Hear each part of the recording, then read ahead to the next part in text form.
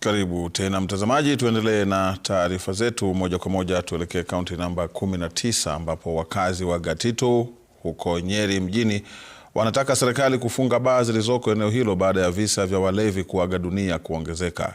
Wakiandamana baada ya mtu wa tatu juma hili kupatikana amefariki mapema leo baada ya kunywa pombe ambayo inakisiwa kuwa haramu. Wakazi hao waliojawa na ghadhabu wamemtaka Inspekta Jenerali wa polisi Douglas Kanja kufanya mabadiliko ya usimamizi wa polisi katika sehemu hiyo.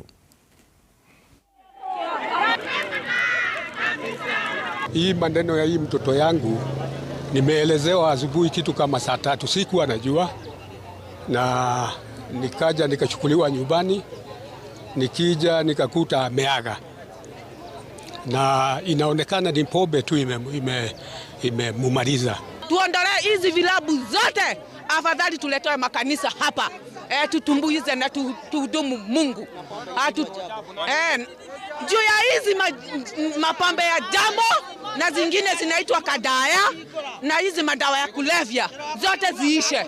Sisi tumekasirika na leo tumefed up. Polisi hawasaidii, wenye wako sahi hawasaidii, kwa sababu kama ni masaa ikifika wanakujaka kuchukua pesa zao, lakini ikifika wakati kama huu hawako hapa. Tumejaribu kuongea, tumejaribu kuambia wakubwa wenye wako huku, hakuna mtu anatusikiliza.